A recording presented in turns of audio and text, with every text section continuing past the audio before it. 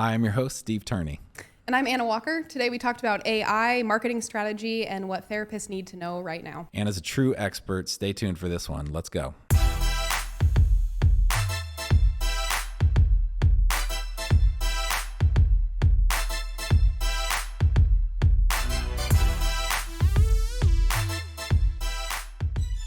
All right, welcome to The Boost, conversations with people promoting mental health.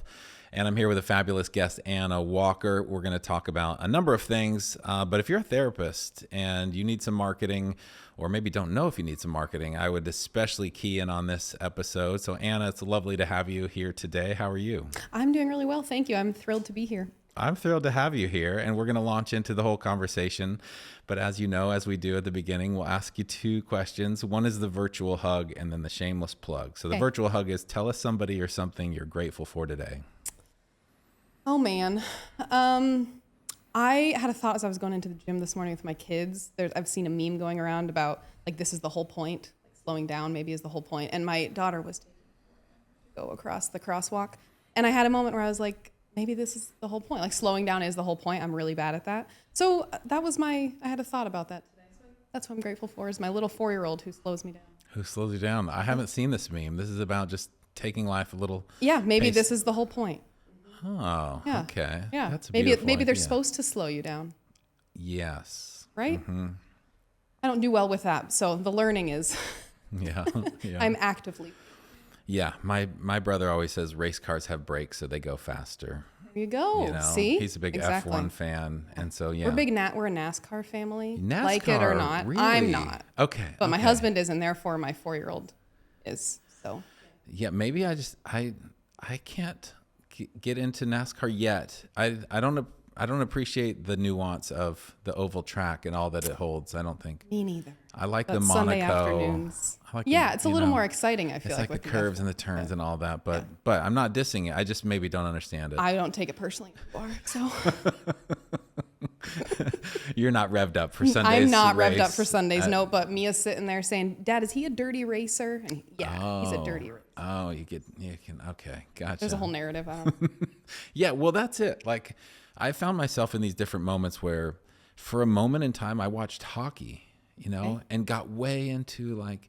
Once you start getting under the level that you appear when you just like go to a game casually, then you get into all the drama and all like the actual what's going on. The dynamic. Yeah. I'm a big golf fan. You wouldn't know that looking at me, but I love golf. I love PGA. Do you have a player? Oh, Scotty Scheffler all day long. He's just the current master of all things. He just won the PGA championship. It was a beautiful day. Yeah. Yeah. And then he eagled the first. He did from the rough. Yesterday. Yesterday. And they like Twitter basically described him as like, oh, well, this one's over. Yeah, also. Exactly. But he finished the day like 5 strokes back. So what do you like about Scotty? He has just a absolute humility to him that is, and he's intoxicatingly good at golf. And he has a humility about him that is it's really disarming. I think he's just a joy to watch. I like his calm. Yeah. I love his calm. Yeah. He is unflappable. He is. I also loved watching Sergio Garcia, who was the wildly opposite on the spectrum of calm. Of calmness goes, yeah. But what was interesting about Sergio is he got in his own way. I think his energy was so piped up that he got into his own way until he got older, and then and I can relate to this. Like, but his energy got into kind of a sweet spot. And then he won the Masters. Mm-hmm. Like he wasn't jumping over the hill, seeing where the ball was going. He just needed that time. Yeah. But Scotty Scheffler seems like he was 45 when he was 7. Well, the thing is, though, he used to have a terrible temper. And really? His caddy told him, "I will not work with you if you continue to act like this." And I don't remember how many years ago that was. And so Scotty did a whole bunch of, because I think that's one of my favorite things about golf is how wildly mind driven it is, right? Just your ability to calm yourself and that sort of thing. And so Scotty had to do a lot of work around that for his caddy to even take him on. And now he's that calm presence. But it took effort. I had that when I was a kid. Like I literally got spankings for how horrible I was in Little League. I was just keyed up. You know, and maybe it was an outlet or something like that. Yeah. But they do say the wildest fools make the best horses sometimes. We just have to, tame them a little bit. Break them a little bit. Exactly. Tame them a little bit. Well, we've talked NASCAR, Yeah. horses, golf. Yeah. What else is there to talk about? Let's talk about you. Let's talk about your work. Let's get into the shameless plug. And Yeah. there's nobody better to talk about what you're doing than you. So tell us about that. Yeah.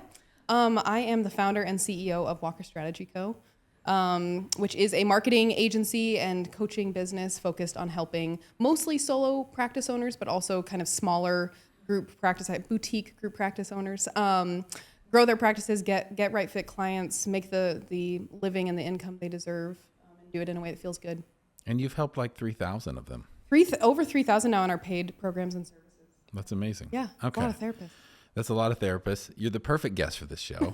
I appreciate that. I want to talk about a few things. I want to talk about strategy. I want to talk about websites, and I want to talk about templates and productization. Okay. So let's start with strategy from the strategist herself. Tell us what strategy is in your mind and where therapists miss it. Just feel free to pontificate on your perspective. Yeah.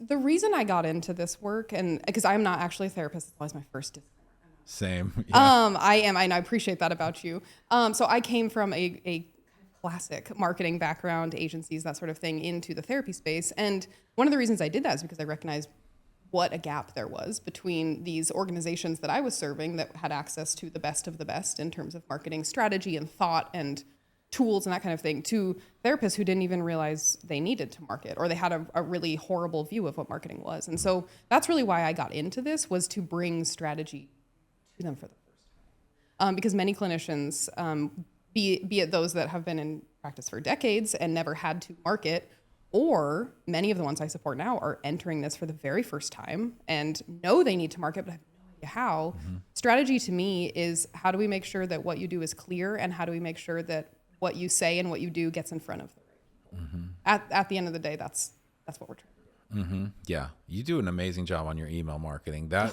I always see. Are you reading my emails? Yeah, I always see that one come through, and I avoid a lot of emails. I ignore. We all have to. Absolutely, we all do. It's a huge compliment when someone actually reads them. We have to make our choices, but yours come through, and we love email too. I mean, it's just like it's not the most complicated thing. But you can provide so much value. You're always giving away and dishing, like, it seems like the secrets.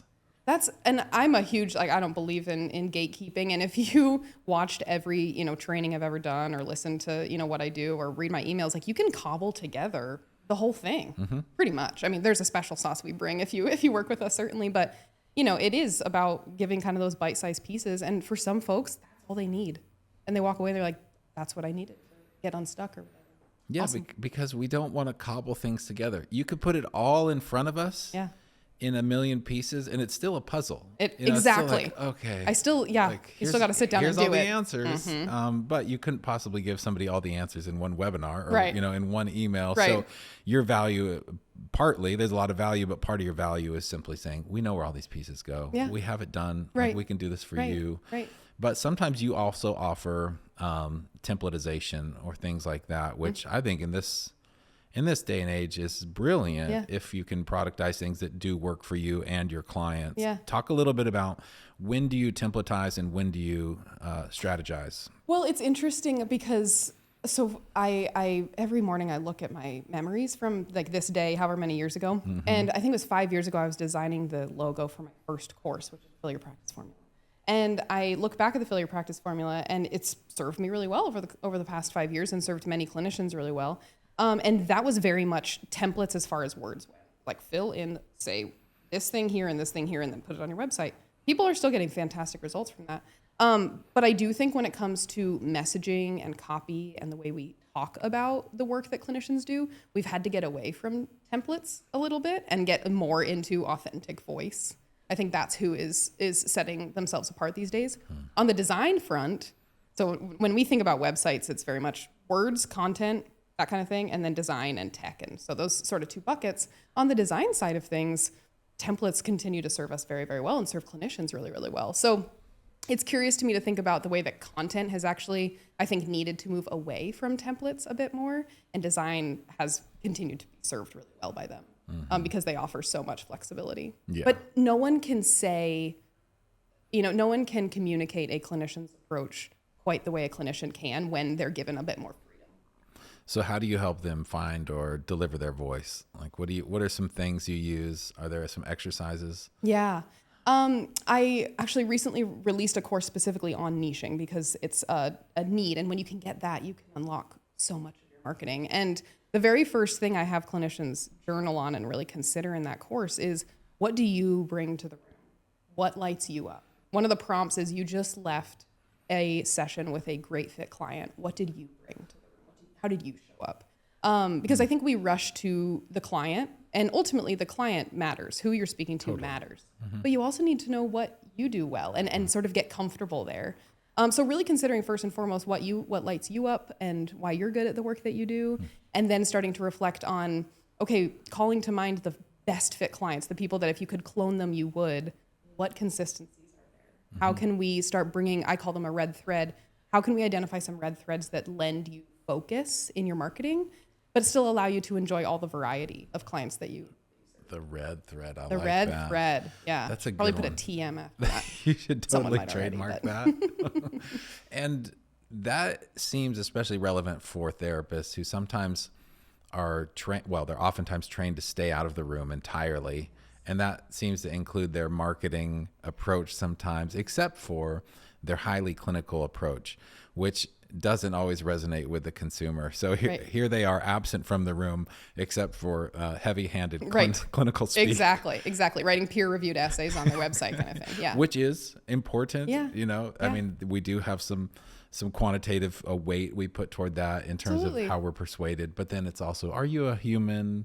And I love that idea of, what did you bring to the room in terms of tapping into their own kind of approach and their own perspective. Yeah, because it wasn't just, I used CBT or I went through the phases of EMDR. Right. Like, you showed up with like holding space and a non-judgmental spirit, whatever it is that you did, those things matter too. Because ultimately, yes, your credentials, your training, all of those things matter. Modality, that matters. Absolutely. But at the end of the day, your client is sitting down, reading your site, reading everyone else's psychology profiles, whatever, and deciding, does this therapist get me?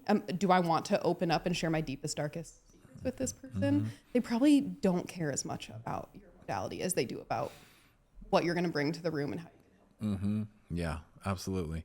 So paint us a picture for what you see from your clients, solo practitioners mostly.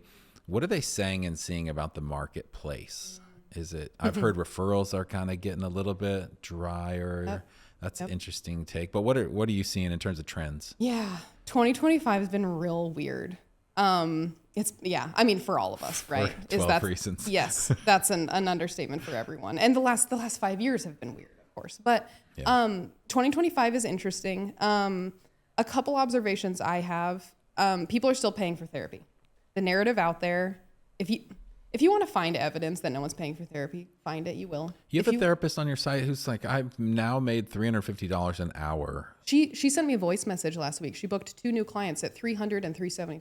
Yeah. I mean, and that's not always the goal for every clinician, but that is above average. It absolutely is. And she actually said, she's like, my marketing's working so well, I feel like I need to like tone it down because she's getting so many inquiries. Or charge more. Right. That we also talked about. I said, this is the universe telling you need to increase your fees. Yeah, exactly. And I hope she does. But anyway, people are still paying for therapy. So A, that I believe that, and I will die on that hill. B, the way that they're deciding to pay for therapy is a little bit interesting. And I think this is something we're seeing just globally, at a higher level, that people are taking longer to make decisions about their money. So the time between them thinking about, maybe I should go to therapy, and yes, I will pay you $375 a session, the amount of time there has gotten longer. And so the seeds that you're planting in your marketing now, probably not going to be sprouting for a little while here. And so clinicians need to be comfortable and okay with that.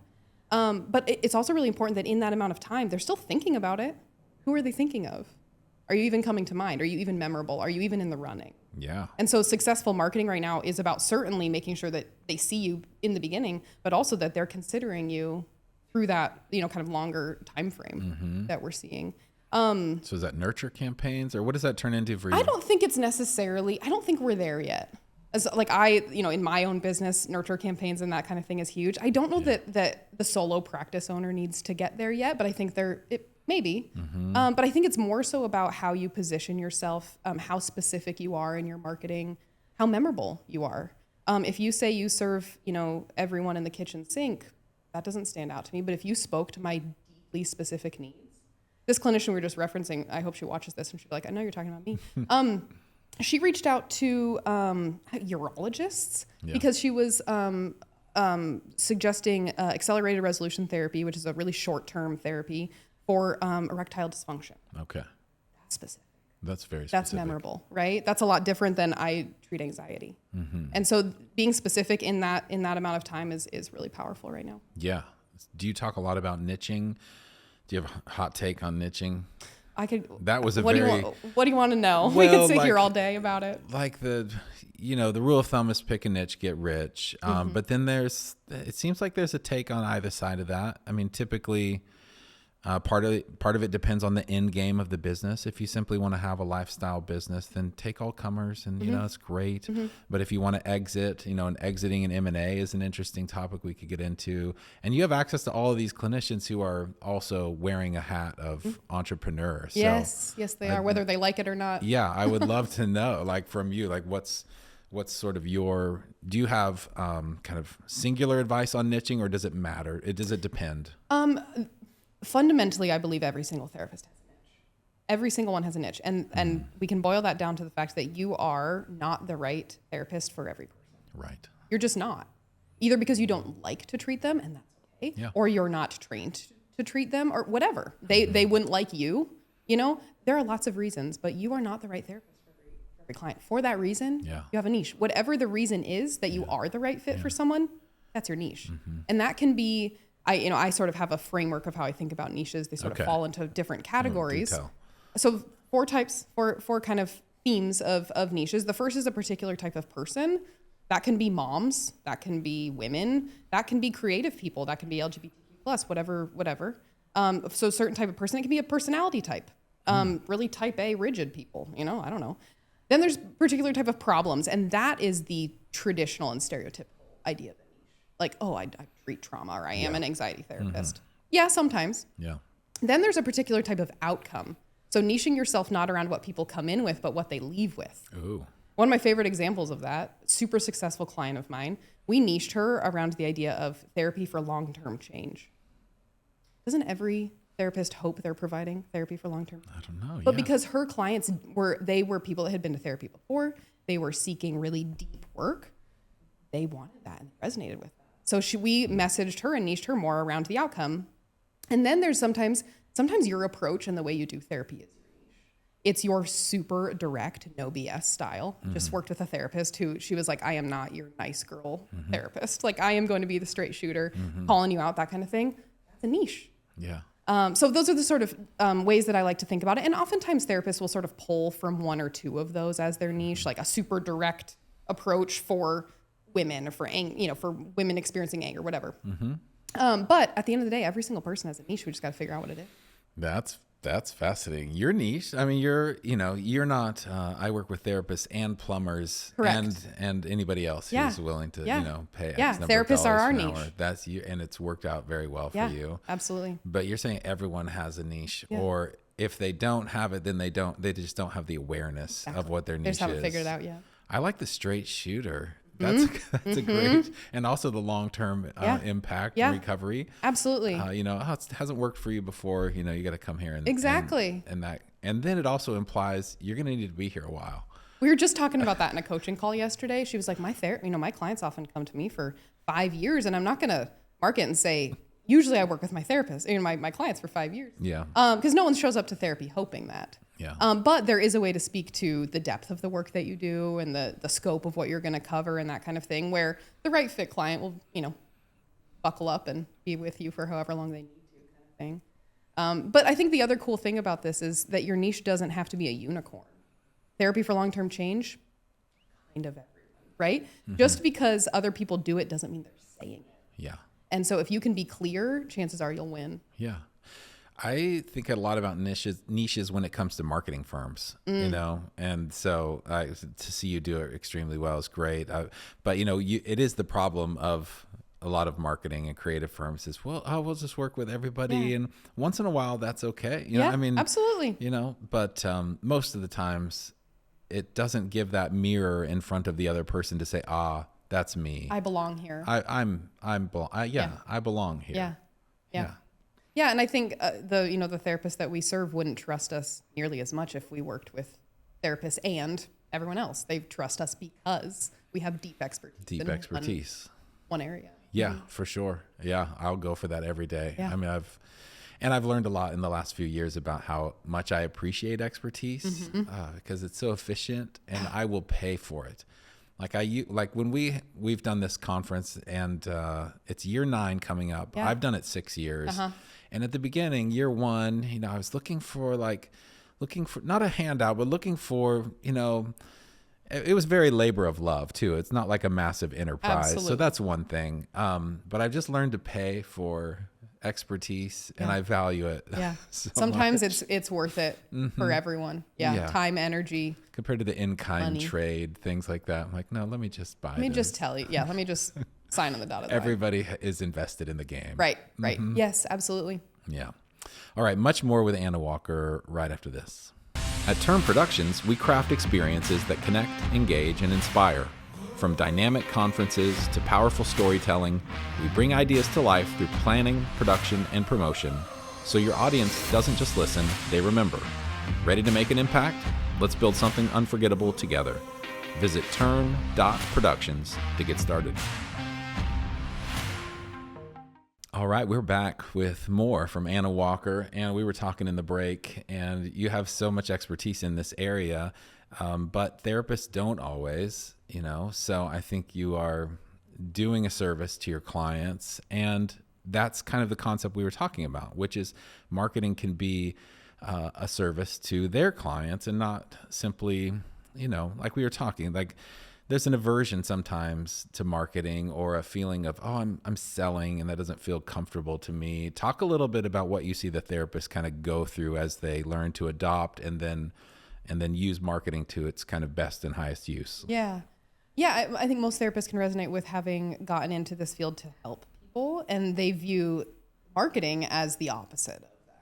And so many clinicians, whether they've been doing this for decades or are brand new, have an aversion to it. I just want to do therapy, right? And if you're going to own a practice and be an entrepreneur, we do need to get the clients, right? Marketing is going to be important, but rather than marketing being this slimy or salesy or like inauthentic, icky thing they have to do, I think reframing it to this idea of connection, of connecting to your ideal clients, of ultimately serving your ideal clients. The people this is why I just love the therapy space so much and the work that that clinicians do. Your work it matters so much. People aren't just buying backpacks from you. They're not like coming and getting a coffee that you're making. You're transforming their lives, and you are meeting them at points of deep need.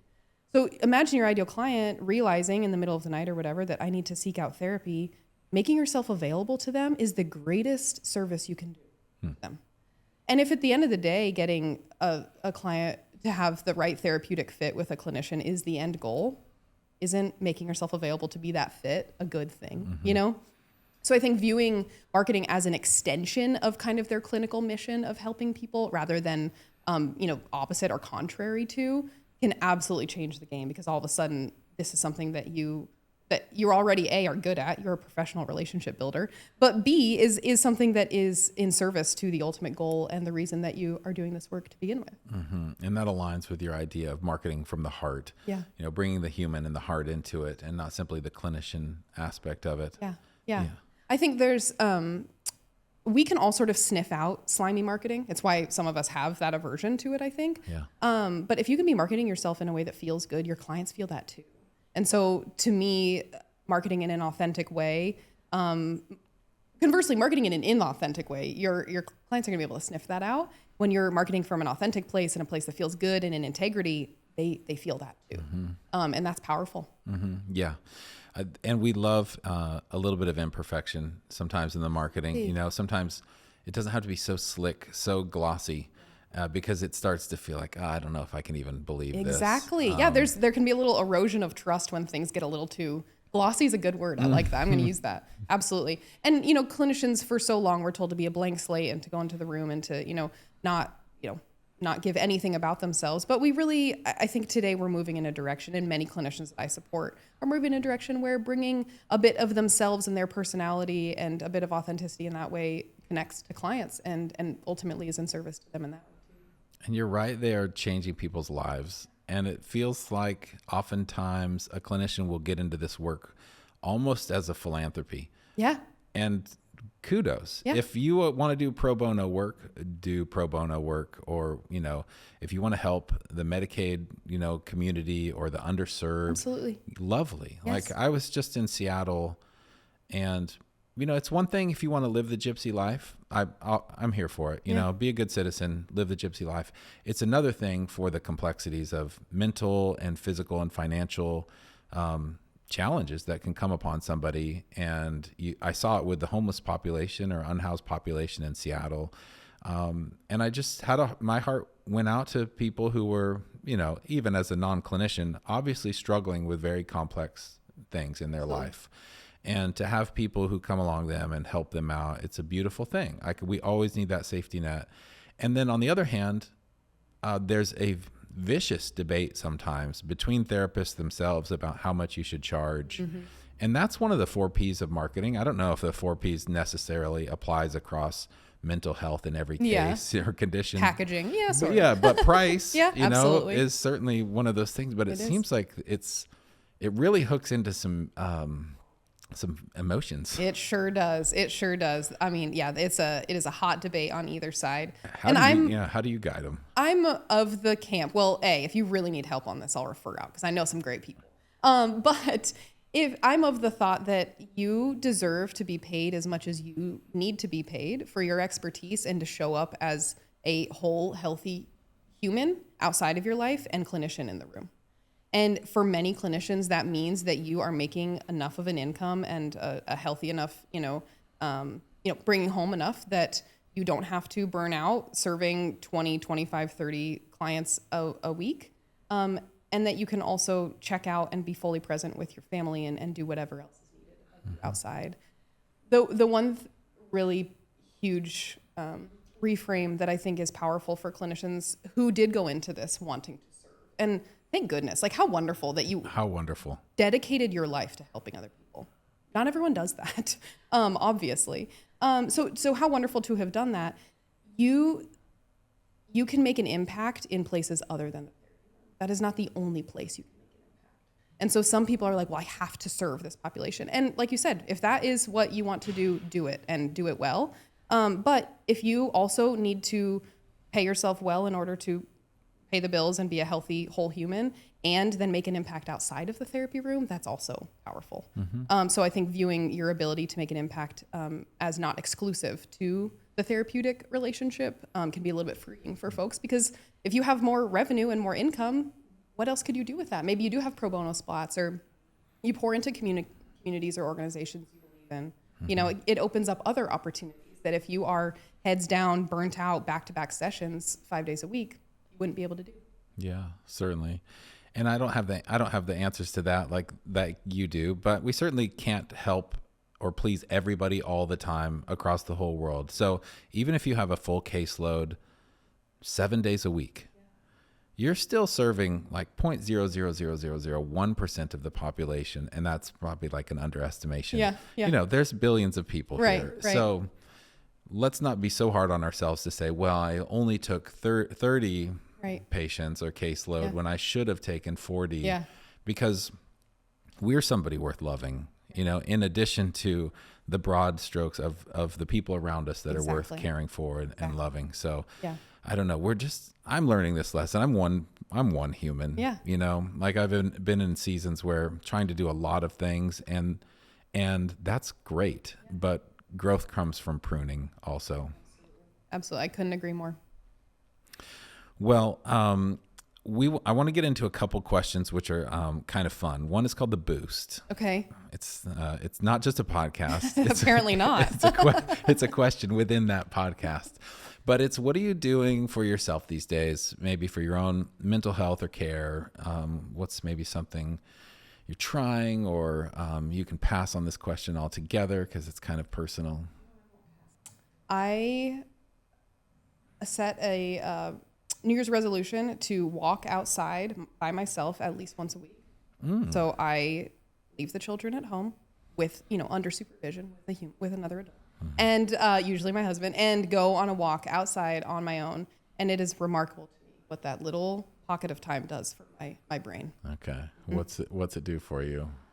Oh, I mean, when you leave my house isn't particularly loud. I have a baby and a 4-year-old, but loud enough that when you leave it and you go be by yourself and you move your body, and sometimes I'll listen to a podcast, sometimes I won't, sometimes I'll listen to a book, but just that moment of being alone when you're a mom and a business owner and all those things, the amount of recharging that happens in a 30-minute walk is enough to sustain me until the next one, So just the recharge, the mental recharge I get is huge. And so much creativity. I get a lot of good ideas. A lot of good ideas on this. I love walks. Again, it's top of mind. I was in Seattle, which is a surprisingly walkable city. Yes, it is. At least my agency, my old agency was based there. Oh, so you've spent time there. I have. Oh, I really enjoy it. I loved it. Yeah. I would just bop over to a new coffee shop that I hadn't tried before, and it was also mind-blowingly great. Yes, always, yeah. And I got some good weather. Although even when it was a rainy morning, it was nice and cool, which for me is ideal. So I just put on the slicker and the hat, and I walked out of the hotel, and the lady said, have fun on your run. I was like, I'm not. I appreciate that. That's really nice of you to think I'm going on a run. That's nice of you to say, and I could probably use one. Yeah. But I'm walking 15 minutes from here. But it's just so clarifying. There's something about that's a good word. Just getting out into it. And I love cities. There's people who like rural settings, and I can see the value in that. But I'm a city cat. Yeah. But so let's talk something. I'm going to save the other question. No. I'm going to get into it now. I usually save it to the end, but you mentioned podcasts or books. Yeah. What do you like to listen to, or what's in your ears lately? Oh, I got into podcasts enjoying true crime. So I do love to just sort of it's so hopefully a departure from my own life that I appreciate sort of the mystery of that sort of thing. I remember being in elementary school and wanting to watch a Dateline, my mom telling me no, but I've always enjoyed those kinds of things. I really enjoy lots of the podcasts in our space. We have some really wonderful in the private practice kind of industry. We have some really wonderful thought leaders. So totally, if they show up with a new episode, I'm usually dropping in there. Yeah, mostly true. Can we talk about your? Sure, we can. Yeah. Let's make the announcement. Let's make the announcement. I know. You have a podcast coming out. I do. We were mentioning before, my setup doesn't look nearly this good, so everyone keep expectations low. But we are launching Marketing Therapy next week.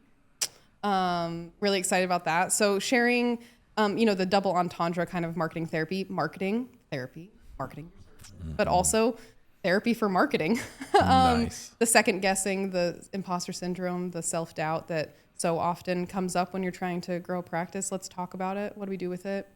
I love it. Congratulations. Thank you. Yeah. And by this time this episode launches, it'll probably be in market. So we'll drop a link to that. Fabulous. I'd appreciate that. Very cool. Do you have a co-host? Is it you? It's just me for now. I hope to bring on guests at some point, so I'll be it's just reaching you. out. But for now, it's just me. Sweet. I know, just me talking. No, that's awesome. That's so bold. Yeah, we'll see what happens. I'm learning a lot about production. Yeah, my first guests were like my friends, basically, because they were like a crutch for me as I was like getting into it. But here you are, just going into diving it. in. We'll see what happens. Is that you? Is that your approach? You dive in?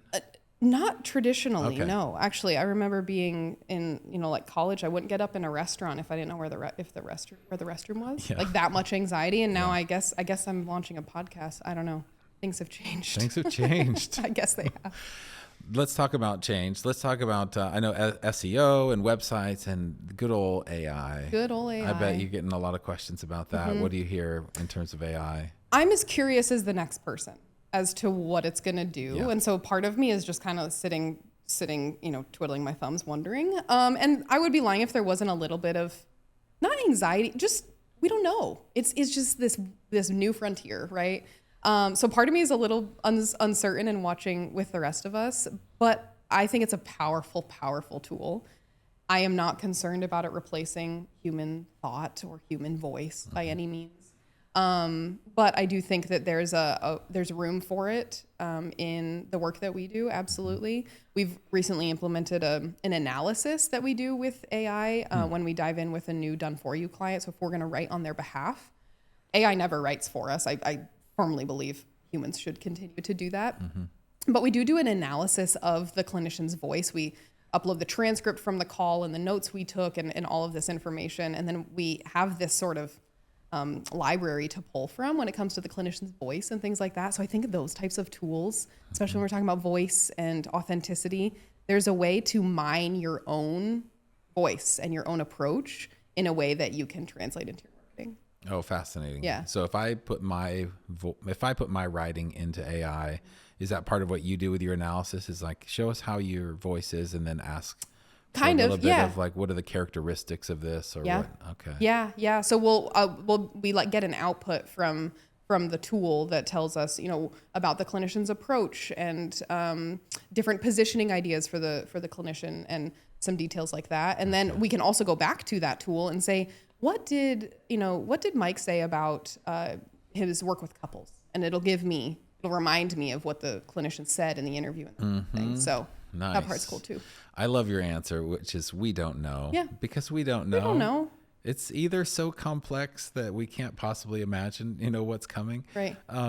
I heard the other day that venture capitalist firms are using it, of course, to analyze decks that come in, by the hundreds. And so, but those decks are also being built by AI. Exactly. So it's very incestuous. So founders Yeah. are asking AI, Right. what's the next biggest business model problem? Yeah. And then sending them to the analysts that are using Also AI. doing AI. So it's kind of like this echo chamber kind of thing. Are you using AI in your own, like in a meta way, in your own business in certain things? Like are there certain processes that have benefited from? Yeah. This AI? podcast, the launching of the podcast, we have some tools really? where that's helping. Yeah. Do things like that.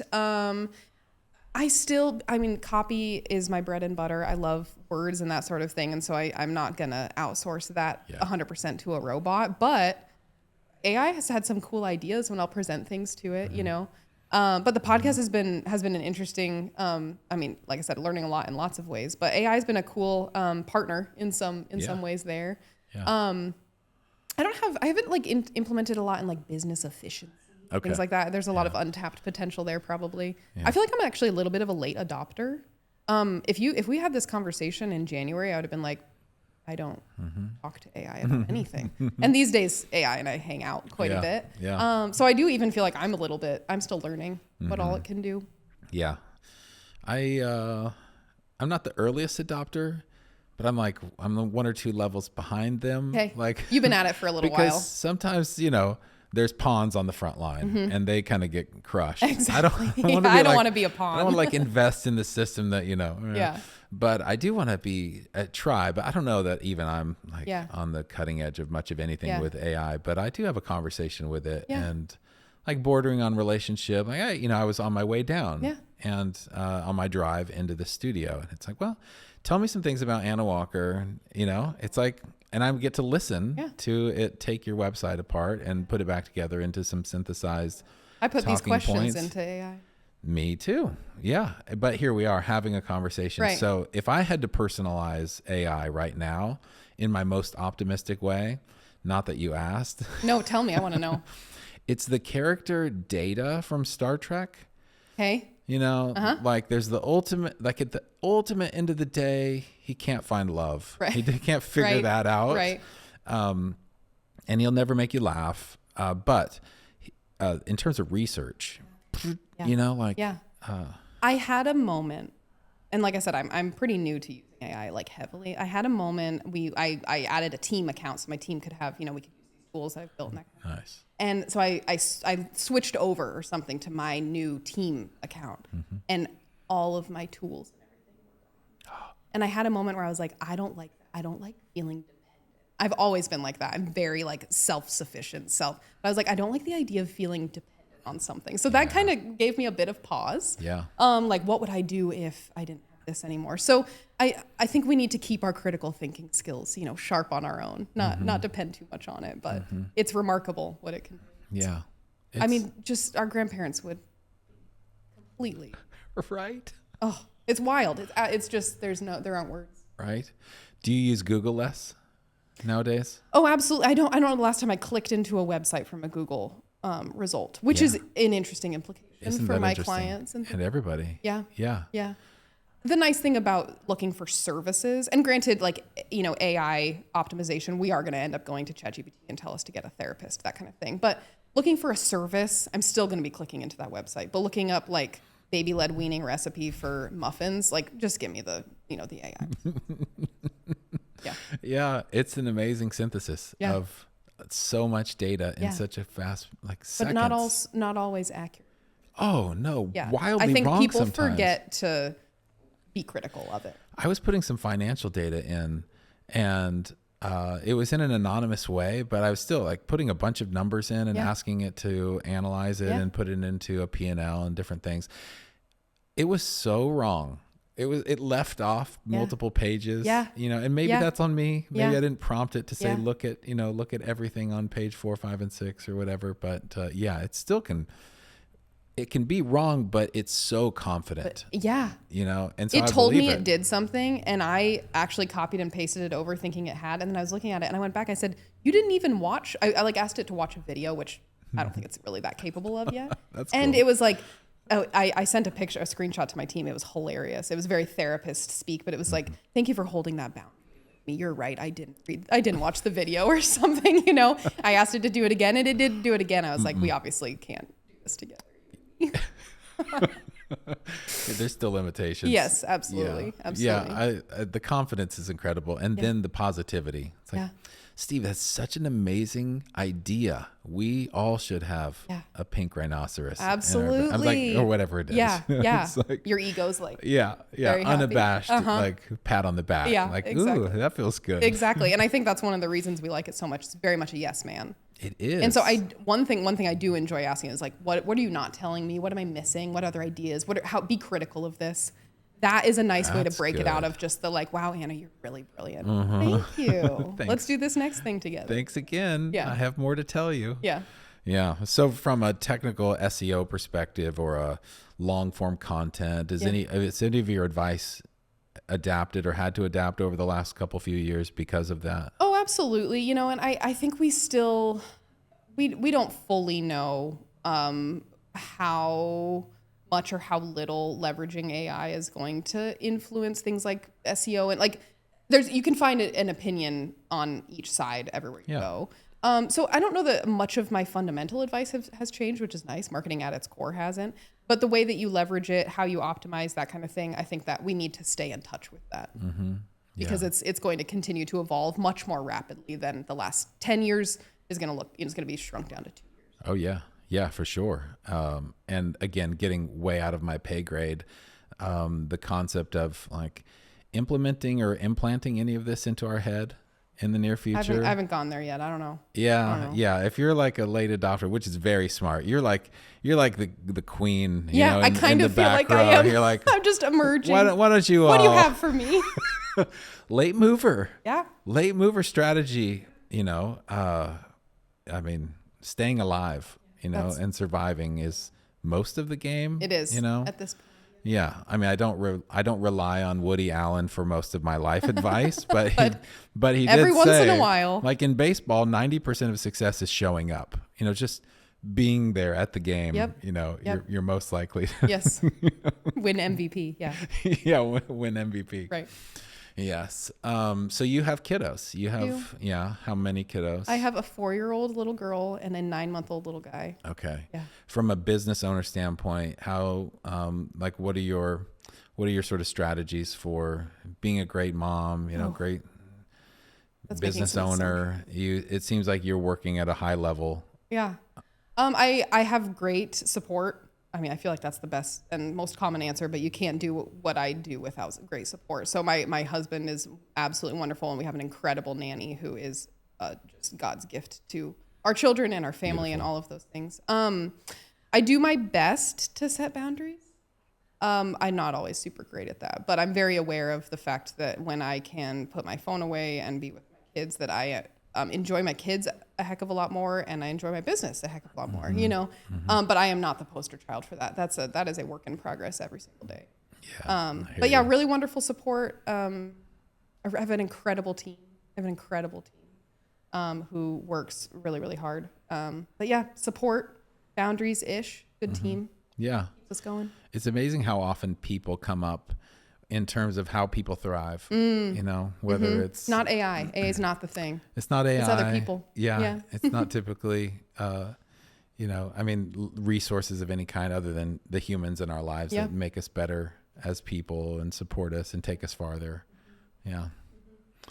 Well, Anne, it's been great to talk with you. It's been wonderful. Thanks for coming in and doing this. It's amazing that we get to do this in person. I know. And I learned a lot from you today. I hope you all learned a lot from Anna today. But let's do it again soon. I would love that. Thanks so much. Awesome. Until next time.